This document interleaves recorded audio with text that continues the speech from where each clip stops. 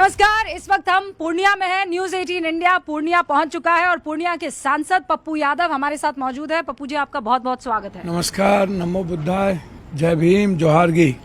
ये बताइए कि पहले चरण का मतदान हो चुका है, किस तरीके की आपको रिपोर्ट मिल रही है? देखिए, हमें रिपोर्ट अब अमित शाह की तरह तो हम कोनो ज्योतिषाचार्य है नहीं, लेकिन जो मैं समझता हूँ बिहार की जनता को, बिहार की जनता और जो जीएनजी है और जो 69 लाख से SIR को करने के बाद मुझको लगता है कि न्यू जनरेशन जो है वो काफी ज्यादा इस बार वोट कास्ट किया है। महिलाएं भी बहुत बड़ी तादाद में निकली और कह रहे हैं कि जो सरकार ने उनके लिए किया है, जो 10,000 रुपए की मदद उनको पहुंचाई है, जो जीविका दीदियां हैं, उनमें एक अलग उत्साह है। आपको ऐसा लग रहा है? नहीं, सवाल ही नहीं उठता है। अब आप जो अम्बेडकरवादी सोच के लोग हैं उन महिलाओं से पूछिएगा, 20 साल के बाद 10,000 रुपया आप घूस के लिए, आप एक दिखावा है आपका। मतलब आप कह रहे हैं ये घूस है? हाँ, ये बिल्कुल घूस है और चोरी करने का एक माध्यम है। आप कल बोलिएगा हमने जो 10,000 दिया था इसलिए हमको जिता दिया, क्योंकि आपको कहीं न कहीं पहले से चोरी करने पर का। ये काम तो आपने भी झारखंड में किया है ना? मेरी बात तो सुनिए ना। किया है कि नहीं किया? नहीं, 10,000 रुपया की बातें तो 10,000 नहीं, पर मैया भैया योजना हाँ। वो तो बात की थी, पहले से शुरू था वो। तो वो मैं क्या कर रहा हूँ, वो रिश्वत हुई कि नहीं? वो घूस हुई कि नहीं? नहीं, वो हर महीना हम दे रहे हैं, वो घूस नहीं है। और ये घूस है? ये एक बार ही हम कह रहे हैं कि हम आपको दे रहे हैं, पहले आप समझिए, हर महीने की बात नहीं है। तो फिर आप फिर फंस जाएंगे। तेजस्वी यादव कह रहे हैं कि 14 जनवरी को हम 30,000 रुपए एक मुश्त दे देंगे, तो वो घूस है कि नहीं है? नहीं, आप पहले रूबिका जी ऐसे समझिए। हाँ। तेजस्वी यादव जी का कहना है कि जो 2,500 रुपया हर महीना देंगे हम एक मुश्त दे देंगे, थोड़ा कि आप सालाना तो 1.5 लाख होता है, सालाना 1.5 लाख होता है, तो 30,000 रुपया, तो 30,000 रुपया ताकि आप कोई बिजनेस या कोई जरूरत हो घर में, तो वैसे ही 10,000 रुपए सरकार भी दे रही है ना? ये सरकार कह रही है आगे नहीं देंगे। तेजस्वी यादव जी या राहुल गांधी जी का ये जो निर्णय था, ये निर्णय किसी और का नहीं था, ये राहुल गांधी जी का था। अच्छा, तो राहुल गांधी जी का जो ये निर्णय था, उस निर्णय में मैं समझता हूँ कि तेजस्वी जी ने यह कहा कि हम एक साथ 30,000 रुपया आपको देंगे। ये घूस नहीं है। मैं से आपने कहा कि जो 10,000 रुपया दिया जा रहा है वो घूस है, एक मुश्त दिया जा रहा है। कहा कि वो 10,000 सिर्फ एक ही बार देंगे, 20 साल के बाद दिया और आगे नहीं देंगे। फिर वो कह रहे हैं आप बिजनेस बढ़ाएंगे तो आपको 2 लाख रुपया मिलेगा। नहीं, 2 लाख रुपया हम कह रहे हैं, वो कह रहे हैं 10,000। तेजस्वी जी ने कहा कि हम उस 1.5 लाख में से आपको एक बार 30,000 दे देंगे ताकि आप कोई बिजनेस कर लीजिए। तो तेजस्वी यादव इन चुनावों में जीत का डंका बजा रहे हैं और मुख्यमंत्री बन रहे हैं। मैंने तो आपको कुछ भी नहीं कहा। आपने हमको महिला के बारे में पूछी तो हमने आपसे कहा महिला पर जितना एक्सट्रोसिटी का मामला और जितना अपमानित हुई है महिलाएं, आप उठा करके देखो, कोई रोजगार नहीं है, महिलाओं के लिए कोई काम नहीं है, महिलाओं के पति और बच्चे साल भर बाहर रहते हैं, पलायन करके जाते हैं, महिलाएं परेशान रहती है, कोई फैक्ट्री नहीं है, कोई उनके पास 5 डिसमिल जमीन नहीं है। जो वोटिंग परसेंटेज बढ़ा है, ये आप कह रहे हैं ये वृद्धि आपको जिताने के लिए हुई है या आपका वोटर बाहर निकला है? मैंने आपको पहले भी कहा कि जीएनजी एक तो नीतीश कुमार जी के पास मेरे ख्याल से सिवाय दया के भीख के कुछ नहीं बचा हुआ है, जो स्थिति है। अब ये दया, भारत हमेशा दया तो कर ही देती है। क्या अगला मुख्यमंत्री तेजस्वी यादव होने वाले हैं? हमको तो समझ में नहीं आता है आप लोगों को तेजस्वी भैया क्यों है।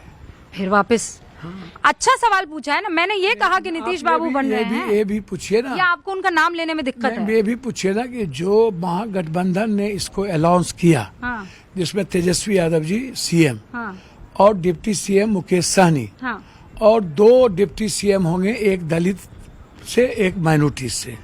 माइनॉरिटी मतलब मुसलमान? माइनॉरिटीज की मतलब कोई भी, नोट खाली मुसलमाने नहीं। और यदि मुसलमान 17% है तो निश्चित रूप से यदि हम दलित को दे रहे हैं और EBC को दे रहे हैं, OBC को दे रहे हैं, तो माइनॉरिटीज को भी देना ही चाहिए। जब आप 3% वाले 4% वाले को मुख्यमंत्री बना रहे हैं, डिप्टी CM बना रहे हैं, तो 17% वाले भी अपने राइट की बात करेगा ना। दलित भी अपने राइट की बात करेगा। तो हम तो दलित की बेटी या माइनॉरिटीज की बेटियों को चाहेंगे कि दोनों में से कोई एक लड़की को डिप्टी सीएम बनाया जाए, लेडीज को। हमारी ये भी डिमांड होगी। ये आपकी डिमांड बहुत अच्छी है। हाँ। लेकिन कांग्रेस का क्या है, क्या कांग्रेस का भी डिप्टी सीएम बनेगा? देखिए, ये तो कांग्रेस को तय करना है, मैं उसके मालिक तो हूँ नहीं। क्या कभी पप्पू यादव मुख्यमंत्री हो सकते हैं बिहार के? मुझको तो ऐसी गंदी राजनीति में समझ में नहीं आता। अच्छे लोग तो हैं नहीं। मुझको नहीं लगता कि सच बोलने वाला आदमी सुकरात हो सकता है, कबीर हो सकता है। मेरे लिए तो टफ टास्क है। मैं जब तक दलाली और दोगलई का रास्ता नहीं लूँगा तब तक कुछ नहीं हो सकता हूँ। ये मैंने देख लिया इंडिया को और बिहार की राजनीति में। अब वो बात नहीं रही। जब हम मोटरसाइकिल पे चुनाव लड़ लेते थे, जब 91 में हम चुनाव लड़ते थे, अब वो बात नहीं है।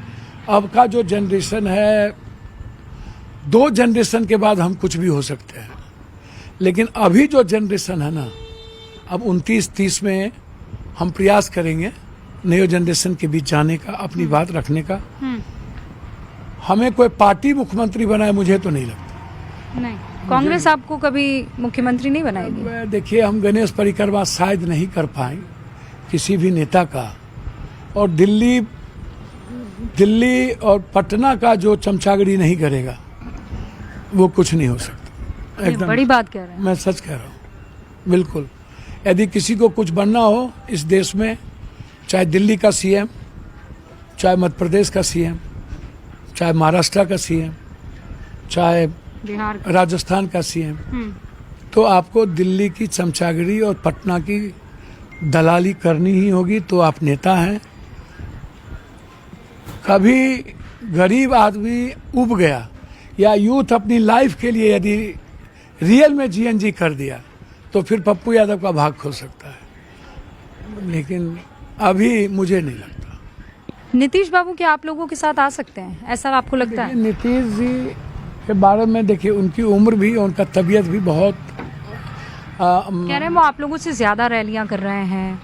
वो कह रहे हैं कि मुझको जब तेजस्वी मुझको लगता है कि बारिश में घर में थे और वहां से सभा को संबोधित कर रहे थे, तब वो बाय रोड जाकर रैलियां कर रहे थे।